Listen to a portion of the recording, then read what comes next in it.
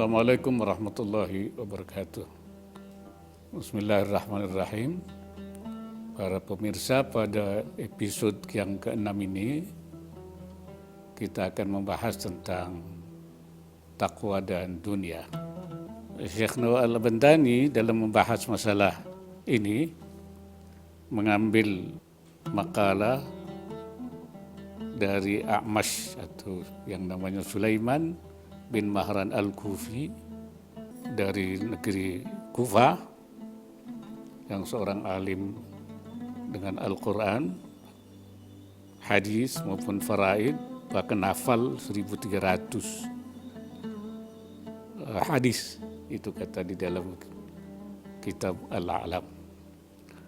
Beliau mengatakan, yang dikutip oleh Syekh Nawawi, man kana ra'su malihi taqwa kallatil alsunu an wasfi ribhi dinih. Artinya siapa yang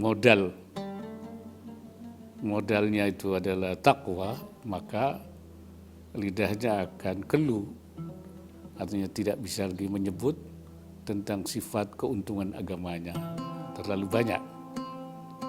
Wa man kana ra'su malihi dunya kallatil alsunu an wasfi khusrani dini. Siapa yang modal pokoknya itu dunia, maka lidahnya akan keluh dari memberi sifat kerugian agamanya.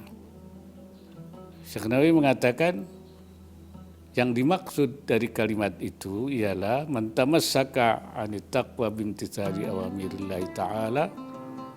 Siapa yang berpegang kepada takwa, gambarnya takwa itu gambarannya bimtithali awamirillahi, dengan melaksanakan perintah Allah dan menjauhi kemaksiatannya, wajtinabil ma'asi bi an assasa af'alahu, dengan membangun segala perbuatannya bimuwafaqati syar'i, sesuai dengan syariah, falahu hasanatun katsiratun la tuhsa, maka dia akan memperoleh kebaikan yang banyak yang tiada terhingga.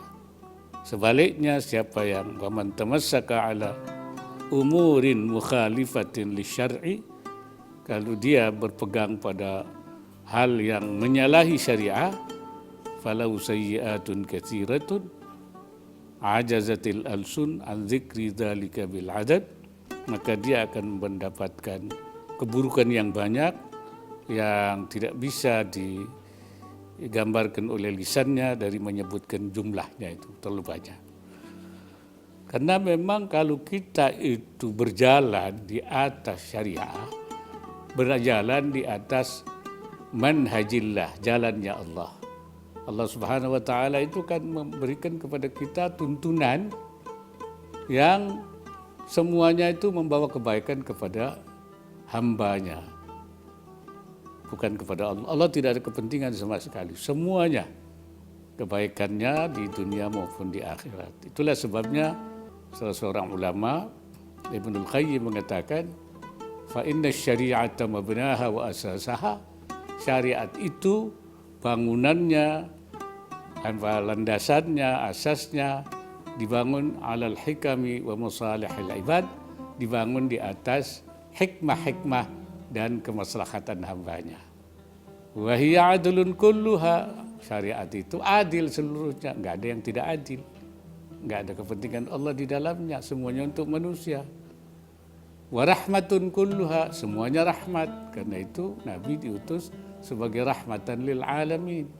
Wa maslahatun kulluha, semuanya maslahat. Wa hikmatun kulluha, semuanya hikmah.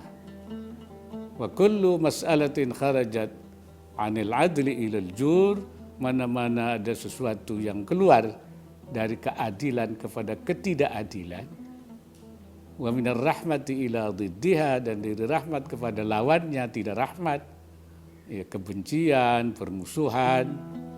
Wa minal maslahati ilal mafsadah, dari maslahat kepada mafsadah, kerusakan. Wa minal hikmati ilal abad, dan dari hikmah yang membawa manfaat kepada al-abas, sia-sia. Kalau ada ajaran seperti itu, falaisat minas syariah, itu bukan syariah. Wa in udkhilat fiha bitta'wil, walaupun dimasukkan sebagai syariah, dikatakan sebagai syariah bitta'wil, melalui takwil, itu tidak syariah, bukan syariah. Karena dia bukan rahmat, dia bukan tidak adil, dia tidak maslahat, dan juga tidak membawa hikmah. Fasyari'atu, syariat itu adalah adlullahi baina ibadi, keadilan Allah di antara hambanya. Kalau ada ketidakadilan itu bukan syariah. Wa rahmatuhu baina khalqi, dan rahmat Allah, kasih sayang Allah di antara makhluknya. Wa dhilluhu fi ardi, dan naungan Allah di buminya. Jadi merupakan naungan untuk membawa keteduhan, kebaikan. Wa hikmatuhu dallatu alaihi wa ala sidqi rasulihi, dan syariat itu adalah hikmah yang menunjukkan kebenaran Allah dan kebenaran Rasulnya. Oleh karena itu maka pasti kalau kita berjalan di atas syariat, di atas manhajillah, di atas jalan Allah, itu berarti kita berjalan di atas berbagai kebaikan dan akan menimbulkan kebaikan-kebaikan. Tapi kalau kita tidak mengikuti jalannya, menyimpang, karena semua larangan-larangan Allah pasti akan membawa dampak. Tidak boleh berbuat kezaliman, tidak boleh menipu, tidak boleh menimbulkan kebencian, tidak boleh ada iri hati, tidak boleh sombong, tidak boleh semuanya hal-hal yang sangat tidak baik dan membawa dampak buruk di dalam kehidupan masyarakat, baik untuk kehidupan juga di dunia, apalagi nanti di akhirat. Hadirin sekalian, para pemirsa, demikian yang dapat kami sampaikan. Sekali lagi selamat berbuka puasa. Semoga puasa kita di bulan Ramadan ini diterima oleh Allah Subhanahu wa taala. Wassalamualaikum warahmatullahi wabarakatuh.